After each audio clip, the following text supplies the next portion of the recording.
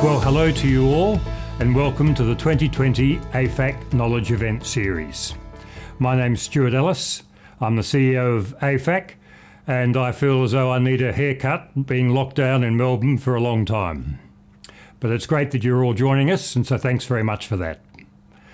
I'd like to start by acknowledging the traditional owners of the land wherever we're meeting, here in Melbourne and across Australia, and acknowledge their elders, past, present and emerging.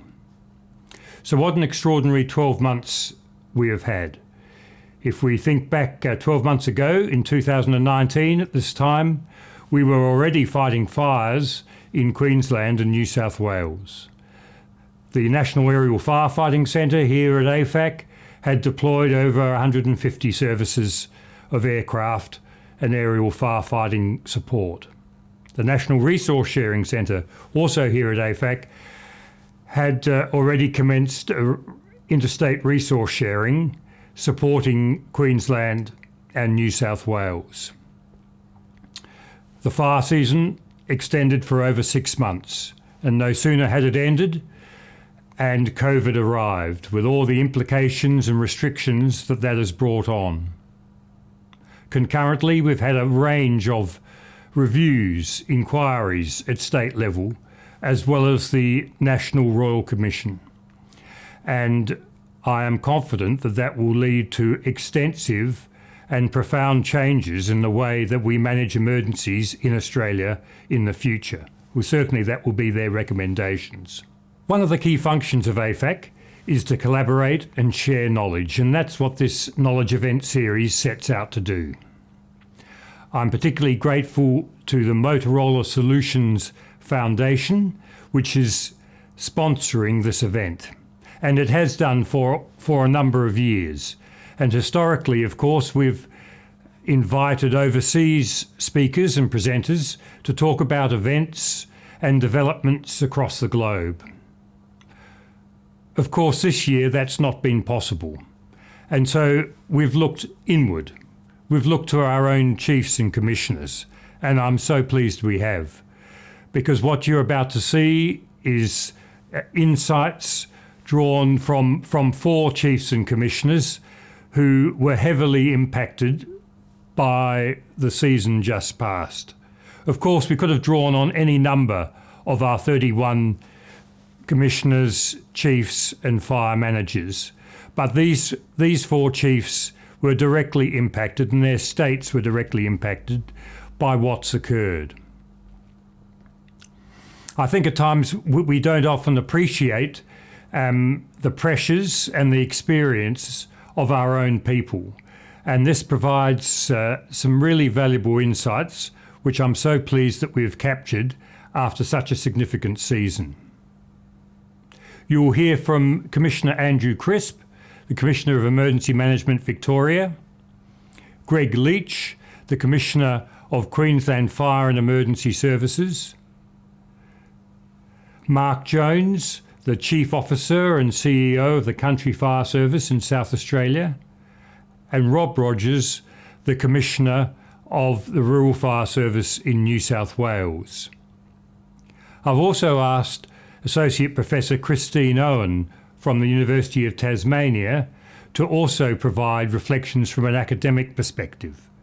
So we're going to get a balance here during this event of operators reflecting on their experience and the pressures they have had to cope with and how they do that, but also looking at this issue, operating under pressure during a crisis from a researcher's perspective, and what Christine Owen has been able to identify and people associated with her team. So I trust you'll find it's a really good balance, and it's a very important record of how people have operated, how they've managed personally and professionally, and some tips for you in the future. You will see that I asked the chiefs 7 questions. And the first question was around providing you with some context to the season they faced. What were they looking at? The extent of the season, the impact, and how they were able to respond to that. So first, the operational season they faced, and I started with Commissioner Greg Leach in Queensland. The 2019-20 bushfire season for Queensland was one of the most significant on record. The season started early. We were still conducting our Operation Cool Burn period, which runs from the 1st of April to the 31st of August, which is the period where we encourage the community and landowners to clean up around their properties. This was cut short due to the weather conditions that deteriorated, and in fact Queensland experienced its bushfires in August.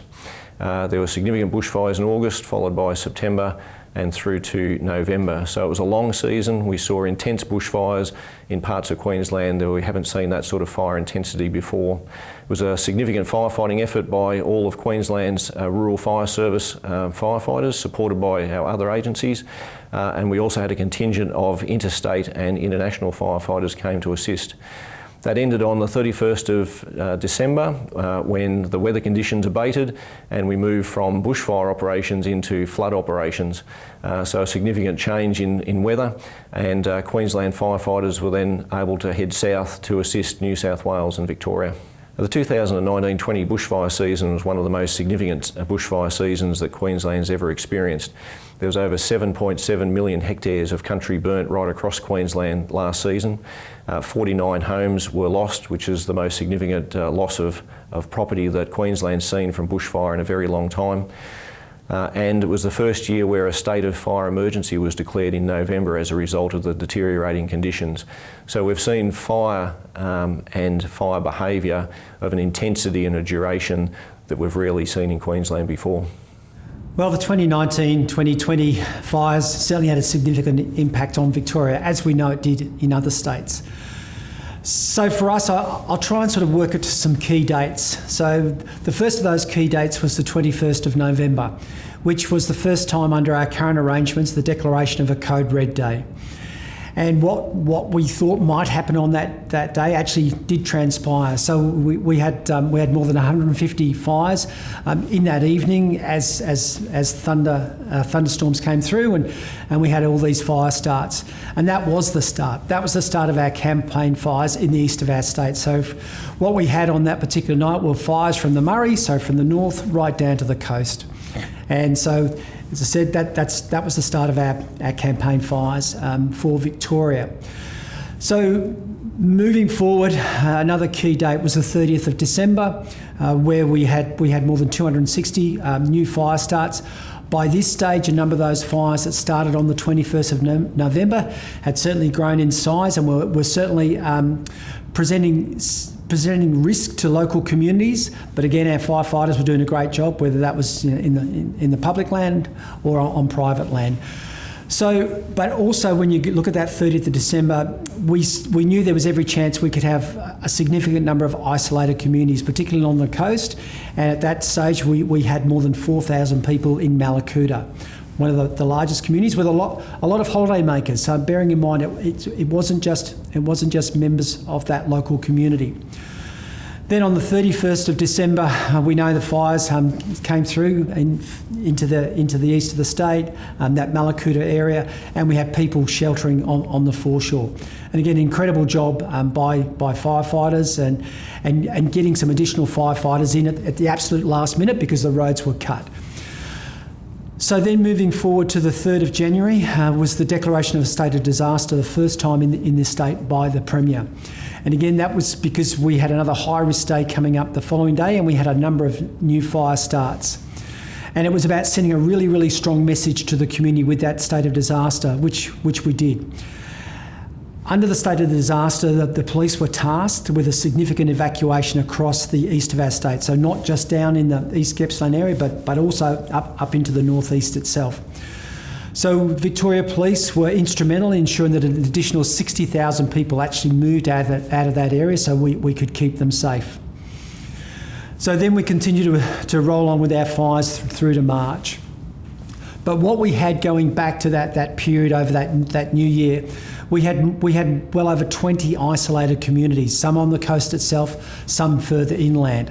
And this is where we required significant support from a whole range of agencies and departments and the Australian Defence Force that really came to their fore during this particular period. And it was because of the ships, more than 1,400 people were actually evacuated by sea from Malakuta. Additional numbers were flown out. So not just flying things out, it was about flying things in. So what that meant with those isolated communities, had to fly in food, medical supplies, fuel for generators themselves.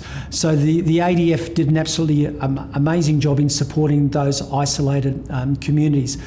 But when we talk about the Australian Defence Force, it wasn't just our own Defence Force. We had soldiers and engineers from Papua New Guinea, from Fiji.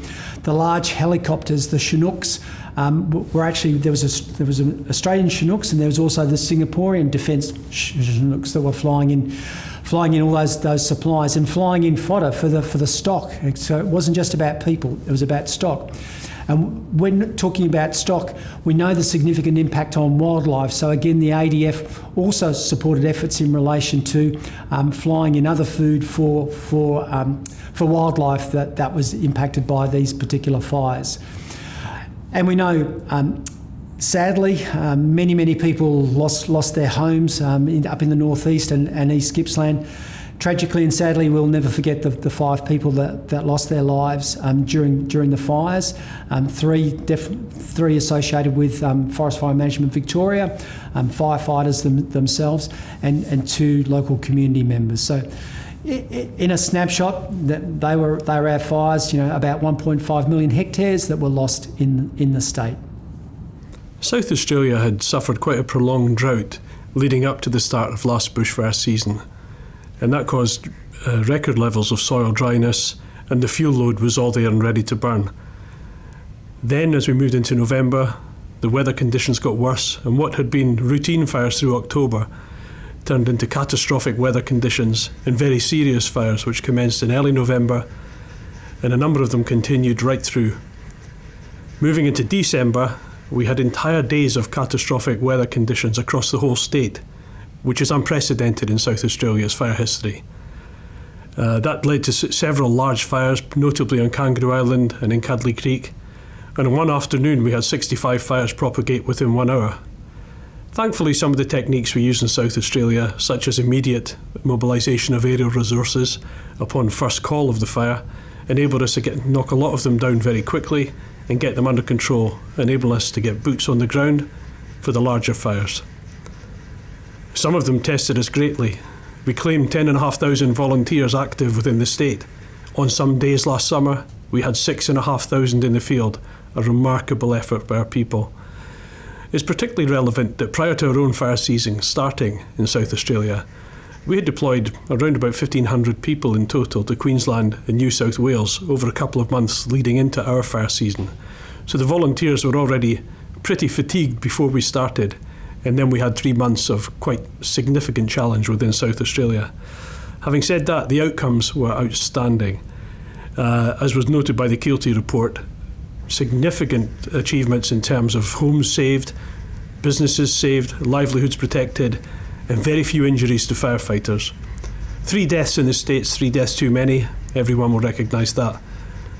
But many more would have been the result if it hadn't been for the fantastic combined efforts of all of the services in South Australia and the hazards and warnings which were sent out very expertly, and overall it was a great team effort.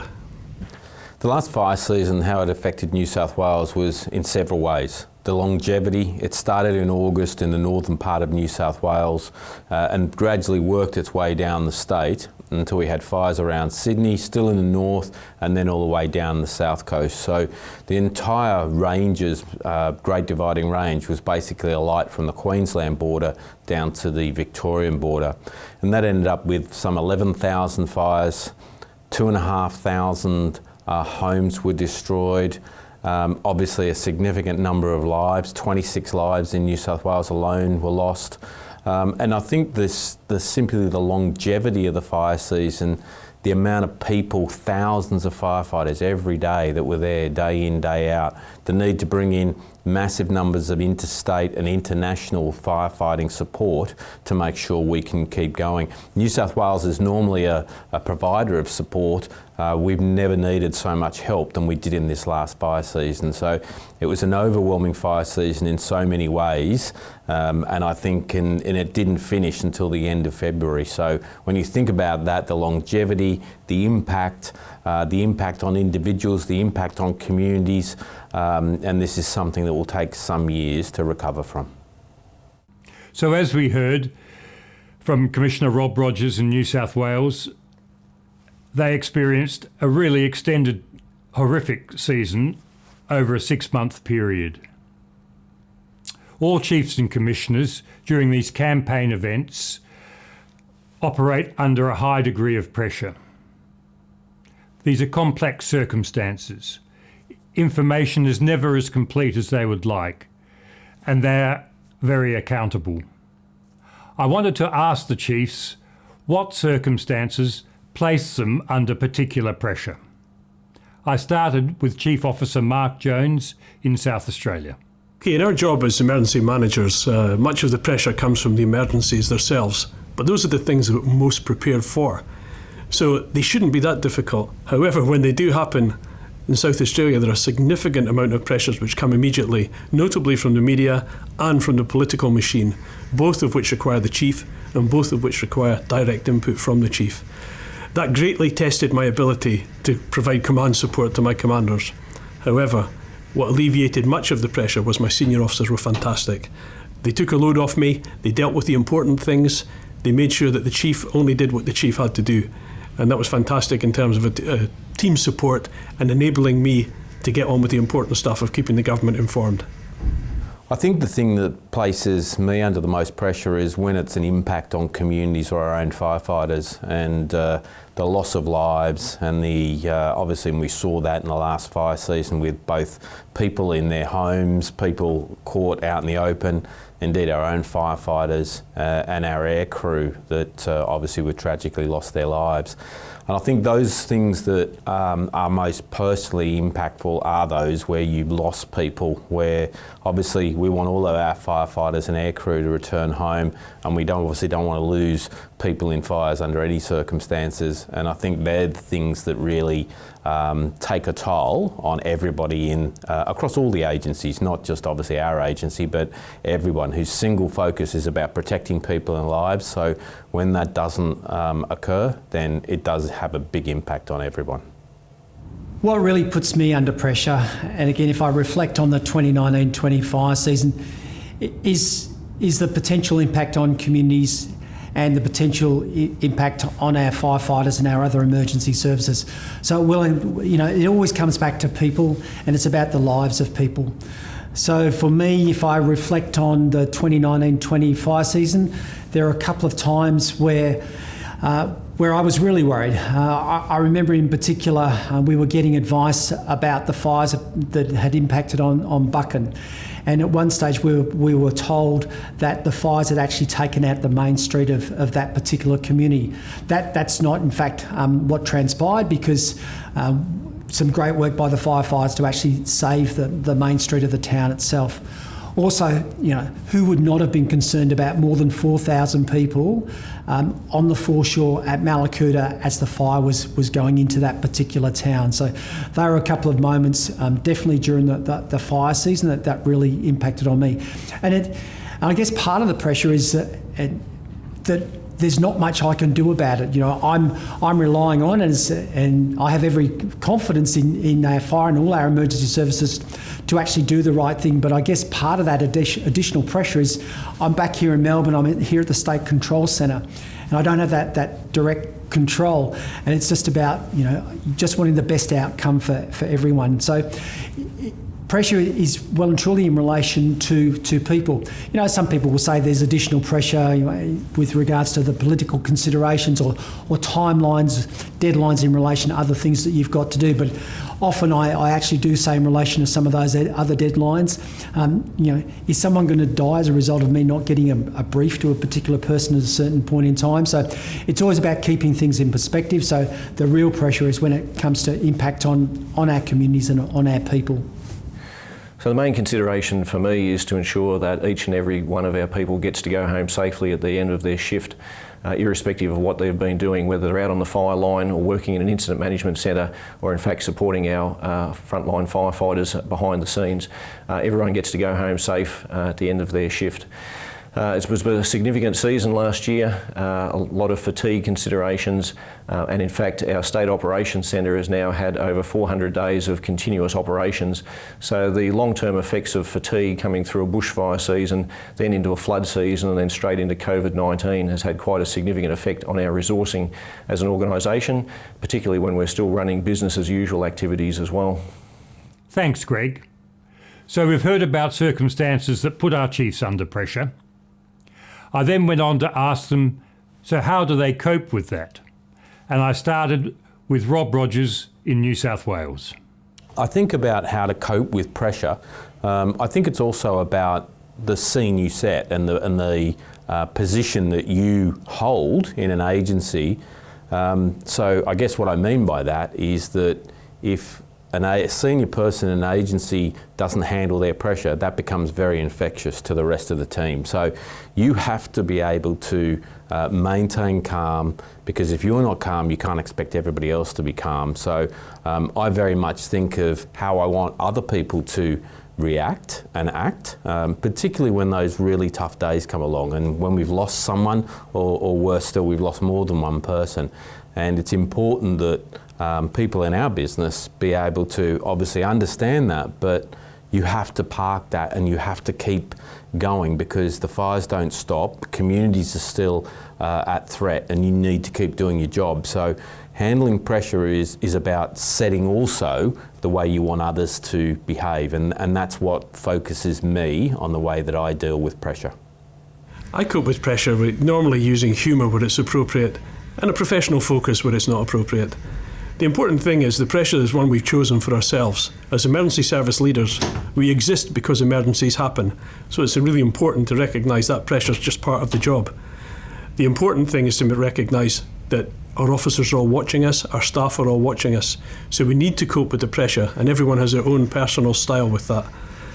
Talking to people is important for me. I'm quite an extrovert person, and sharing the experience, listening to their experience, understanding the pressures they're under, lets us see that we're all kind of in the problem together. And that's a great problem shared, problem halved approach. What I do find is it's important to keep talking.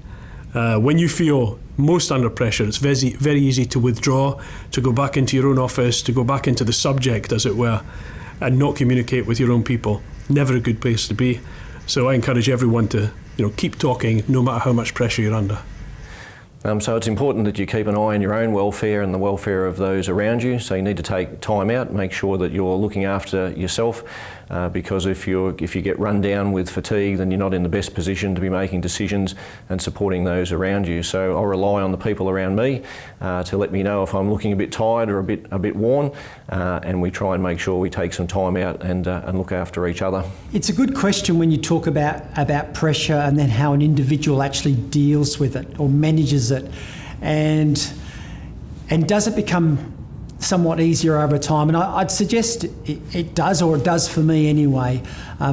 Throughout my policing career, which was 40 years before I moved into this particular role, I've been placed in very difficult situations. I've been placed literally in life and death situations, and I guess to know that you then come through that situation based on what you did gives you a level of confidence in relation to future decisions that you might make. But that's not to say it's at times it's definitely not easy. And I guess the way that I deal with pressure is very much about how I look after myself. So it's almost like the maintenance piece. You know, I try and exercise. I try and eat the right things, because for me it's that, you know, healthy body, healthy mind, which will then help me cope with whatever I have to cope with on a day-to-day basis. So that it's really important for me. Yeah, it might sound a little bit strange making this next comment when you think about emergencies, but I actually like routine. If I can get into somewhat of a routine, I find it somewhat easier to manage my day-to-day stress and pressure. But again, being very mindful at times that you get taken well and truly outside of a routine when it comes to emergencies. But if I can try and stick to some routine, that's actually what I like to do. Thanks, Andrew. So I wanted to look at what was the impact of these sustained events. How do we cope with that for ourselves and for the teams working to support us, so we can maintain the capacity to manage during these emergency events? I started by asking Greg Leach in Queensland. So the COVID-19 operations has had a significant impact on QFIS, coming out of our busiest bushfire season straight into floods and then into COVID. We've had over 400 days of continuous operations of our State Operations Centre, and our State Emergency Service volunteers have provided over 40,000 hours of support to the Queensland Police Service in border operations.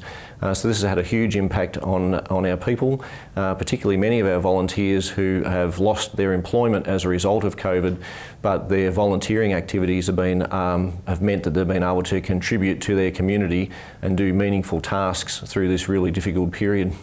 A couple of weeks after we declared our bushfire season over, the COVID crisis hit the state. And recognising the significant effort that CFS had made in terms of incident management, the state asked me to put together incident management teams to run the job for SA Health in terms of the emergency management aspects of the COVID-19 crisis. That meant that we didn't get any downtime, and some of the people who are most involved in running the bushfires are now most involved in running the response to COVID. Thankfully in South Australia the response has been highly effective, and the COVID has diminished to the extent that we have no new cases most days. We're also supplying officers to help the Primary Industries Department deal with the fruit fly outbreak in their incident management team there as well. So CFS, MFS and some of our other supporters are working closely together in partnership still throughout the year. What that's meant is that leave accruals for staff are high. We have volunteers in many of our incident management roles, and their dedication has been tested and stretched, and they're fatigued too. But the fantastic morale, the boost that they get from being consistently rewarded in terms of you've done so well, seems to sustain people, and we're busy preparing for the next bushfire season, which is almost upon us. This has certainly been a challenging 10 months now for us here in Victoria, sort of moving from the fires and then almost directly into COVID and the emergency. And those that have been looking at what's been happening in Victoria, it's certainly been quite sustained for us here with our operations now around COVID-19. It's interesting when you think about what's the impact it's had on individuals, given that, you know, we were so stretched during the fires themselves. And I guess I sort of think about the lead into last fire season and where we saw with the season outlook, there was every chance we would have our campaign fires in the east of the state. And the term that was being used all the time was about, because, you know, one of the contributing factors was about this moisture deficit, which basically means that it was dry and had been dry for a couple of years. So I guess when I think now about where we are with COVID and where the people around me, how they are at the moment, and I'll acknowledge myself as part of this. So for me, rather than a moisture deficit, there's an energy deficit. So there's, you know, the energy levels aren't the same. So there's still the energy there, but it's not what it was, leading into last November and the fires. So that's where we are at the moment. We're very focused on telling people to take leave and to have a break from our current operations. It is somewhat difficult when you think about when it comes to emergencies where we've been relying on the same group of people that work through the fires that are now involved in COVID. And the complicating factor for us at the moment is also, with a La Nina alert at the moment, there's every chance that we'll have floods, and we've had some significant storm events already over the last few weeks. But then we're also preparing for the next fire season, and we're doing that in a COVID environment. Again, no different to anyone else in any other jurisdiction. So that what do we do to, I guess, to overcome that energy deficit? And it does mean that people do need to take a break.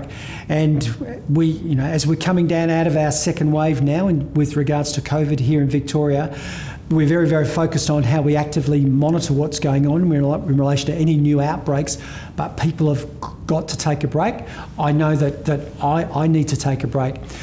We've had the operational tempo, but quite rightly, there needs to be reviews and inquiries, and we've all been very heavily focused in that area as well, whether that's been the Royal Commission or more localised Inspector General of Emergency Management, their inquiry into our fires, or more recently for us here in Victoria in relation to our quarantine hotel inquiry. So it's important to ensure that we're looking after people's welfare, both in the operational setting, but also when they've had to contribute towards those particular inquiries.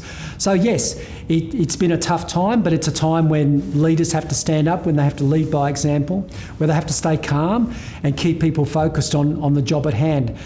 And what I've often said over the last few months is very much about, I know we're tired, we will get through this, but if we're not doing this to look after our community, then who is? So you've got to balance that with looking after ourselves and looking after each other at the same time. The fire season combined with coronavirus, I think, has had a significant effect on our agency. We've got a lot of our firefighters who come from communities that have been significantly impacted by the fires themselves, and they obviously haven't been able to, get over that because we've gone straight into COVID. So I think that there's quite a number of people that in our agencies that the fire season has impacted significantly, and things like COVID and the isolation that has brought has compounded that. So I think that it's fair to say that we have a lot of people that have been impacted by it and will be for many years to come. And our challenge is to try and support those people and get them back into the best place they can be. But I don't think there's any magic wand that we can wave to suddenly get everybody back to how they were prior to the fire season and COVID. So our challenge is to keep working with those people, keep supporting those people and get them back to the best possible place they can be. Thank you, Rob. Starting with Greg Leach in Queensland, I went on to ask the chiefs whether there was a particular incident or issue that concerned them most over this time. So the intensity of some of the fires that were experienced across Queensland during 2019-20 put communities at significant risk. There were several occasions where communities had to be evacuated, and I think to the Binnaburra Lodge, where an evacuation was done, over 60 cars coming down off the mountain in difficult conditions. Those sort of things are always a real concern to me when you're trying to evacuate communities under really difficult conditions. But that all went off safely, and it was the result of good planning and good execution by our people out on the ground. And a whole range of agencies working cooperatively together to get that outcome. But it's just a reminder of the types of fire behaviour that we're seeing now as a result of our changing climate. On the first day of the Cudley Creek fire in late December, I was made aware in the afternoon that 20 firefighters had been injured during the blaze. No information was forthcoming throughout the afternoon and the evening, and I had no idea where they had been taken to, what level of treatment they had required, what their injuries were, or even who they were. And it was into the next day before these details became apparent. That was a period of biggest anguish to me and greatest pressure, in that I had no idea whatsoever the seriousness of the burns. Now thankfully, the burns were superficial, many people were treated for heat stress, but we had no intelligence on that. A situation which will not be repeated, but which was just not considered, that the fire of that magnitude would happen in that area and that crews would be exposed as badly as they were. It was certainly the biggest point of tension throughout my service last summer, and it's something that we have addressed, and thankfully it won't repeat. I've mentioned the situation where we found so many people trapped in Malakuta and other communities as we still had going fires in those parts of the state. So that certainly put me under a lot of pressure. But I think about the fires, and I can't help but think about people that did actually lose their lives. And they're all sad and tragic in their own way. And my thoughts, again, are with family, friends and colleagues. And when I say colleagues, particularly those firefighters that lost their lives. And no one life is any more important than any other. But for me, for a couple of reasons, the one that really hit home was the firefighter, Bill Slade, who lost his life in the northeast fires. And I only say that because Bill was the same age as me. And he had plans to retire and enjoy the next phase of his life with his family. And not that I've got any plans probably on retiring in the next year or two, or it might be about the next year or two, but just the age that he was and his family. And what I then thought about is the fragility of life itself. When I didn't know Bill, but I've spoken to a lot of people that did know Bill and how highly regarded he was as a firefighter. And tragically, Bill lost his life by a tree that fell on him. And I thought to myself about how many fires that Bill had been to, how many trees he had stood beside, and why was it that tree on that particular day at that stage of his life that took his life. And so that really did hit home to me, and I attended Bill's funeral, and to hear those stories about Bill and about his family, that really hit home to me about, as I said, that fragility of life. And when is that time then when we leave this earth? I also attended Bill's funeral and related to Andrew's reflections on the fragility of life, and I'm really grateful for him sharing those. I went on to ask Commissioner Crisp, during these extended periods of high pressure, how can members of his team and his staff best support him and give him the capacity to operate at an optimal level? I often say that you're only as good as the team around you.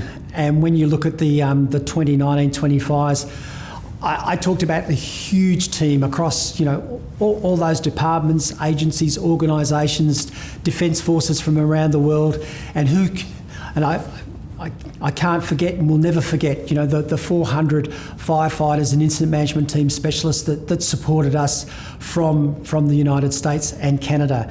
And at this particular point, my thoughts are very much with those people now back in the United States that are battling their fires again. So it's that huge team. I guess if you pull that back to a very personal level in relation to me and the role that I'm required to undertake, and the close team that works around and supports me, it's interesting. I guess what I value from them is their nagging. I'm being honest. They will nag me about going home. They'll nag me about eating lunch, about making sure I'm drinking enough water. So it's those very, very simple things that do really make a significant difference to me. And it's just knowing, whether it's the big team but taking it back to this small team, that they're there, that they are there to support me, that they care for me.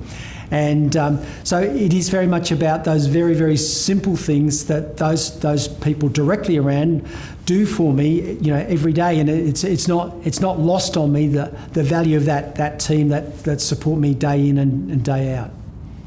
I think people, how they can best help, I guess, in circumstances like this when there's stress going on, is to looking after themselves. I think everybody has a responsibility to manage their own stress. And so by doing things, whatever that is, when you're downtime to try and help you manage stress, I think helps the agency in turn. So if you focus on looking after yourself, looking after your health, looking after your own stress, then I think your contribution becomes even better for the agency you're working for. So it's really important to look after yourself, to make sure that you can be the best you can be in whatever role you're doing. And whatever role you're doing contributes. And that's whether you're processing an invoice or putting out a fire. It's all important work, and you're part of a team, so we need everybody to work well in that team.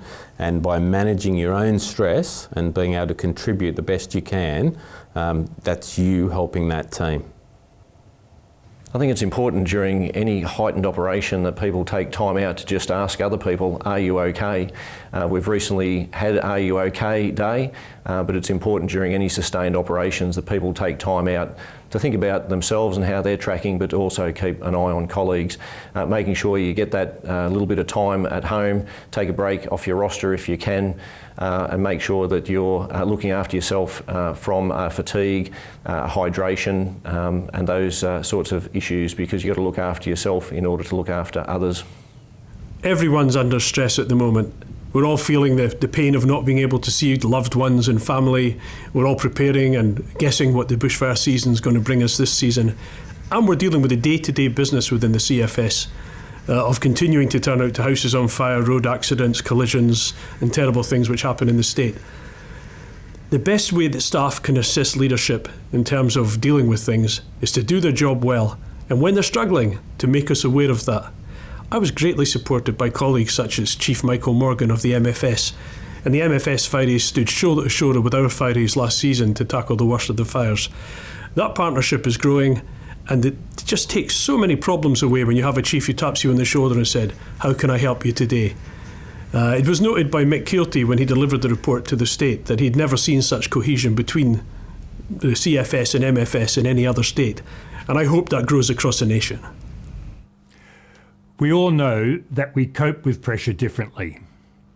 And so what I ask the chiefs is, do they have any personal tips that they're prepared to pass on to us about how we can better cope with pressure and make decisions under pressure to perform at our optimal level?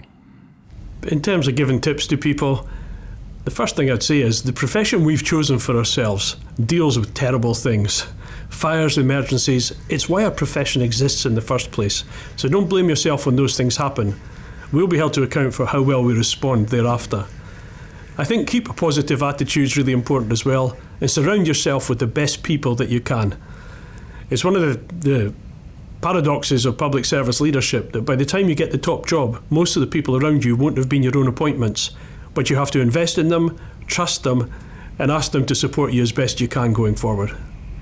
I think the good thing about the emergency services is we're surrounded by really good people, so set your commander's intent, let people know what you want them to do, and they'll get on and do it, and have confidence in the training and the experience that we've got. I think we're very well placed to deal with the challenges that the world throws at us these days. We've come through a very busy bushfire season. We're now dealing with COVID, and we're watching closely as our bushfire season unfolds here in Queensland, and in fact watching the monsoon this year to see what our cyclone season looks like post-Christmas. But we're well prepared for that, our people are well prepared, and we'll do what we can to support the communities of Queensland. The tips I use to cope with difficult situations like the fire season we just have is to try and maintain a sense of humour. Have a laugh with your colleagues when obviously the time is right. Those sort of things can make a huge difference to people's stress levels. And I've seen personally where an individual's doing it tough from something that's happened in the field, and just talking to them, having a bit of a laugh, breaks that level of stress, helps them reset a little bit, and then they can get back to doing the job they need to do. It's really important that people, whether it's having a laugh, whether it's going for a walk periodically, just to try and make sure you can reset yourself and keep focus on the task.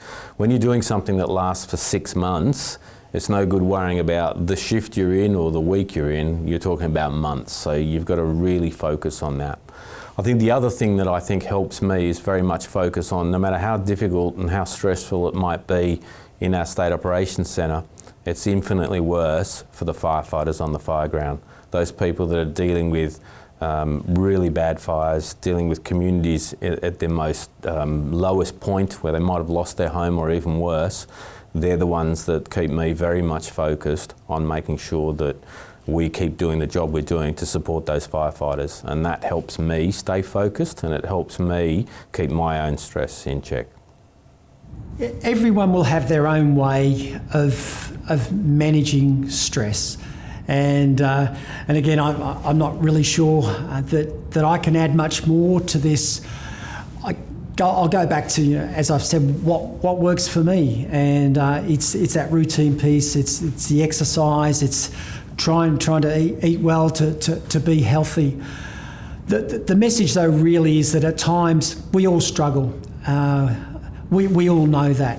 We talk about the bucket and how full's the bucket, and there's been times for me over the last few months where the bucket has been very, very full. There was a period again a few months ago where actually the bucket overflowed, and I've talked about this before. That I knew that the bucket was getting quite full, and then we had that tragic situation here in Victoria where 4 police officers were killed, and for me, given my previous career, my close association with Victoria Police, that tipped me over the edge, and my bucket did overflow at that particular point in time.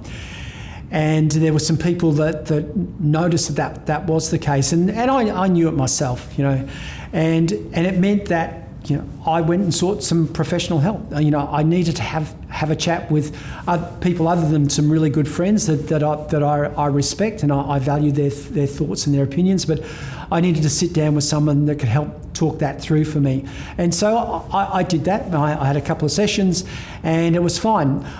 What they basically told me, and which I knew was the case, that what I was going through was very, very normal, and I just needed to talk it through with someone. So I guess the only tip that I want to encourage you to take, and we are getting better at this, but we need to get a whole lot better still, it's that piece about, if the bucket's full, if you're not travelling well, there's no stigma attached to putting up your hand and just saying, I need a hand. So please, just make sure you do. Wise words from our leaders, and I would encourage you all to look after yourselves, to seek assistance if you feel you need it, just as Andrew did, but also to check on our colleagues, particularly when they're working under pressure during campaign events, to make sure that they're coping well and feel best supported. We've heard from our operational chiefs and commissioners, but what does the research say? And so I have invited Associate Professor Christine Owen to speak to us about our decision making under pressure. How does that affect us, our brains, and what does leading in a crisis look like? She's done a lot of research for us in this area, both with the Bushfire CRC, the Bushfire and Natural Hazards CRC. She's done work with us identifying the qualities we need to look for when credentialing under the Emergency Management Professionalisation Scheme, and she's currently running masterclasses in Queensland around decision making under pressure. We asked Christine a series of questions focused in this area. So what do we understand then about the way our decision making is impacted by pressure? Well, the first thing to think about is how we operate most of the time without that kind of pressure. We get daily pressures, but we're anticipating those. They're part of our fabric of life. We have routines, we're comfortable, we're relaxed. When pressure starts to exert itself, particularly if it's from some sort of external source, we interpret that in many cases as some kind of threat. And what happens then is it goes back to the very basis of our human species origins. This idea that's sometimes called a fight, flight, freeze response. Our thinking stops being analytical and creative and being able to think outside the square, and it becomes very limbic, very base-like. Under those circumstances, what that means is that we start to become quite influenced by emotions and by intuition, for example. And so we start sometimes making decisions on the first thing that comes into our head. We start getting aspects like tunnel vision. We can start being influenced by emotional or cognitive biases that are affecting us because of our previous experiences in some way. Sometimes we might be faced with an experience we've never had before, and under those circumstances what starts to occur is that we're trying to fit it into a pattern that we might have seen in the past. Because if we can fit it to a pattern that we've experienced in the past, then we know how to deal with that. And sometimes that's the case, but sometimes it also means it can catch us out, because if we're facing a situation that's volatile, uncertain, novel, it's not part of a routine that we've actually seen before, then that in itself becomes a source of stress and pressure, because our brains, in terms of thinking about it, actually need to put in more effort to try and make sense of this particular situation. When we face an external threat and we're under considerable stress and pressure, then under those circumstances we might have this thing called an amygdala hijack, where we are caught in what is sometimes known as the emotional basement. Under those circumstances, we can get stuck in routines. We can act in a way that's in denial about the seriousness of the situation. We can end up trying to resolve a particular problem in a way that we've dealt with in the past, and we keep attempting to solve that problem in that way because it's worked in the past, but it's not working under these circumstances. What we need to do under those situations is, in fact, to come up with some strategies that allow us and the people around us who might be also affected by that kind of pressure to get out of the emotional basement and onto what's known as the balcony.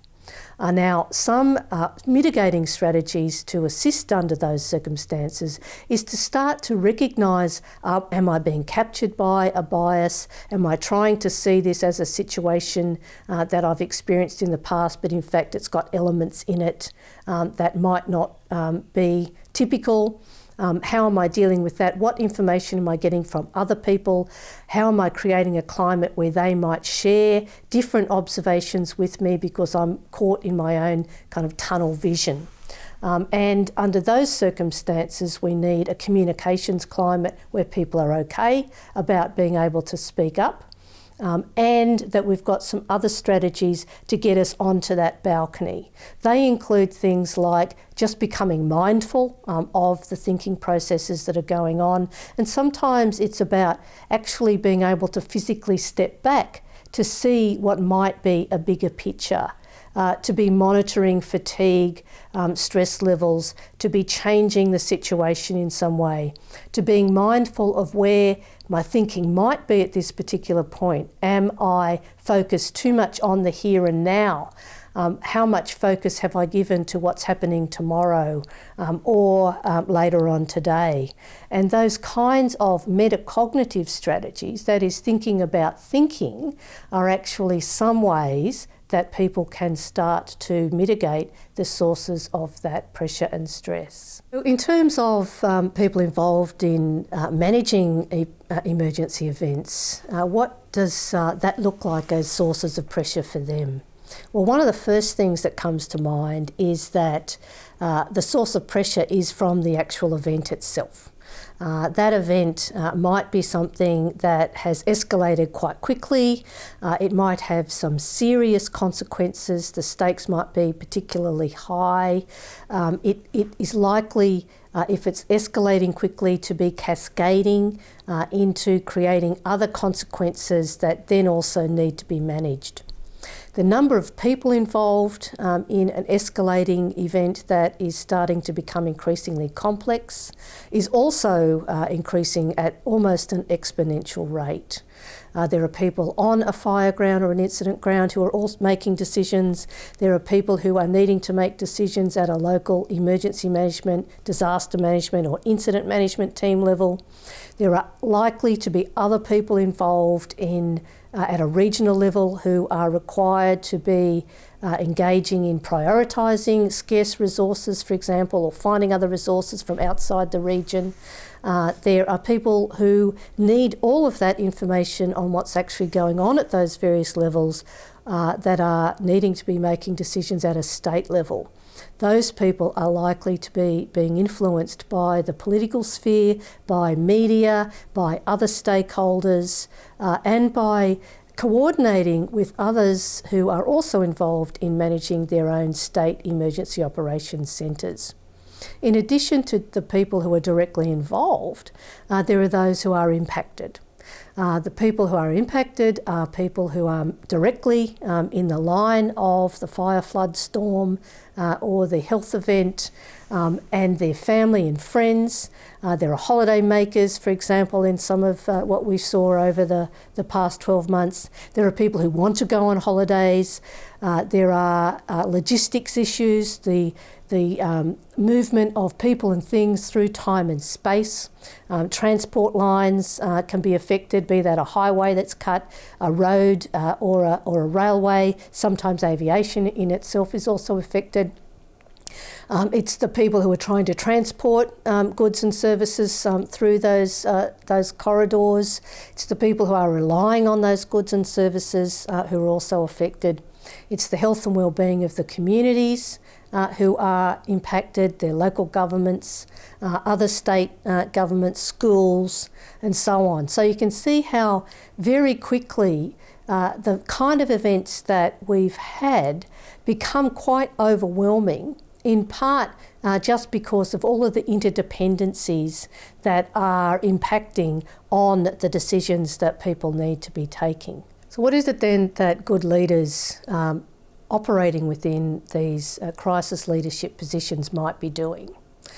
Well, they're needing to monitor their own stress levels and the biases that might be in fact affecting them. They need to be critically reflective of the kinds of sources of information that they're listening to. Are they only relying on individual trusted sources? Are they taking into consideration other sources of information, influence and power? And more importantly, or just as importantly perhaps, what they need to be doing is that they need to be creating the background conditions for their teams and their team members to be able to be making decisions and getting on with fulfilling their own job responsibilities.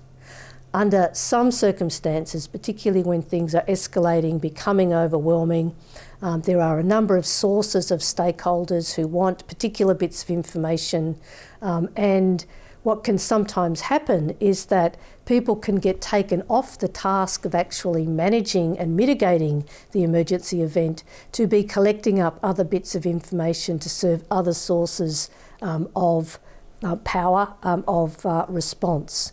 And so what a good crisis leadership would look like at a state level, for example, is actually to create space for people to be getting on with what they need to do and creating a buffer to shield those people so they can be getting on and doing their work rather than simply relying on, taking that reactive information and source of stress and power that's external to the organisation at that particular time. The other thing that crisis leaders will be doing, especially those who are effective, is they will be creating climates where people feel empowered and empowered to actually speak up about a concern or an observation that might not fit with the current narrative. When people in teams are feeling empowered, they are more likely to persist for longer. They are going to put more effort in. They're going to be more creative in the ways that they're problem solving. And under those circumstances, they're likely to be more resilient, flexible and agile. Under other circumstances where people are feeling burdened, those kinds of elements that are critical when we're facing a non-routine novel event become very important. The other thing that leaders will do to assist those teams to become more effective, and I've noticed this in my own research, is that effective leaders will be asking for assistance. They'll be role modelling this particular aspect of helpful behaviour, of cooperation, of collaboration. And in role modelling that, in asking for assistance from others, in offering assistance to others, in making sure that two people who might be looking flustered or overwhelmed are actually getting the support that they need, that establishes the climate, psychological climate, the psychological safety for people to also be doing the same thing. So others start modelling those behaviours as well. And so under those circumstances, we start getting a much more compelling vision of problem solving in a way that becomes more creative, persists for longer, and assists people to be managing under the circumstances they face.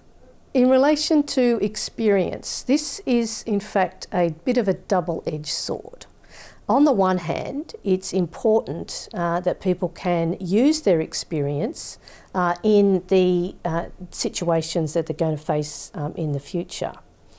Because what that does is it actually allows people to have a previous slide of how things have been managed in the past. That allows people to become a little bit more relaxed because they can see a pattern and they can repeat that particular pattern that they have seen with this particular problem in the past. But what then happens, and this is the reason why it's a double edge, is it only works if the experience that somebody is relying on matches the pattern and the event that's actually occurring now. And if we actually have a situation that's got some elements of the past, but in fact is rather novel and different in some way, what can happen is that people overly rely on their experience to actually be trying to make that previous pattern fit, rather than being alert to the situations and the cues in the environment that are saying it's not that pattern anymore, it's something else. And under those circumstances, the best resource that a leader can use at that time is not only their own thinking, but the thinking and observations of others who are in their team. And that's then about creating that climate where people can share what might be a disparate observation with the leader, and to not feel that they're going to be somehow put down in doing so, because that is in fact an important resource. Our chiefs were certainly not in the basement, as Christine refers to it. They were on the balcony. But were they always receiving the information they needed? My reflection there was the importance of reporting up. I consider that we're very good when under pressure, focused on the job at hand, executing our mission, but we also need to be equally focused on reporting up and keeping our superiors informed, whether that is in the operational chain of command or whether that is from the operational agency to our ministers and political environment. Another reflection when listening to Christine talking about the pressures on our brains and how we respond to that was the importance of being brilliant at the basics. My experience has been that when we do our fundamental jobs extremely well, that gives us the opportunity to absorb and cope with pressure much better. My final reflection is on what I would call battle rhythm, which is a military term. And we heard Andrew reflecting on the importance to him of routine, and Rob Rogers talking to us about those very extended campaign periods where we've got to maintain our best functionality.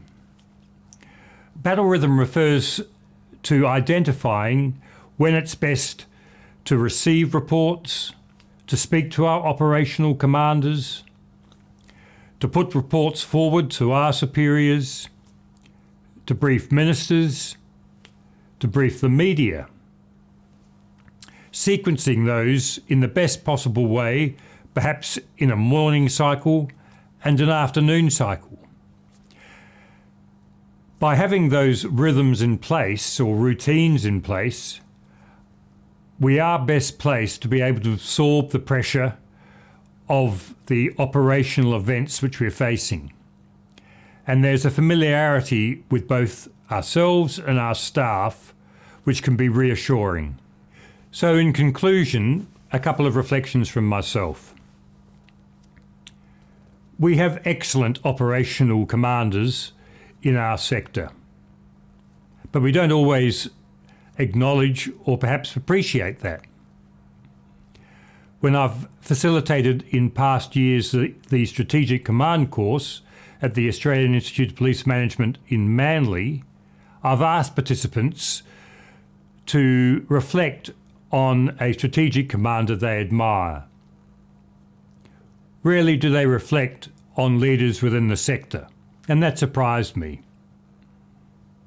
I think there's few sectors where our leaders aren't more practiced in commanding under pressure during operations than in emergency management.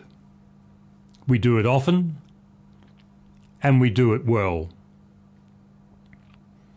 And perhaps another reflection that it does take courage to admit some vulnerabilities ourselves and to seek help. And that's courage we all need to have, particularly when leading under pressure.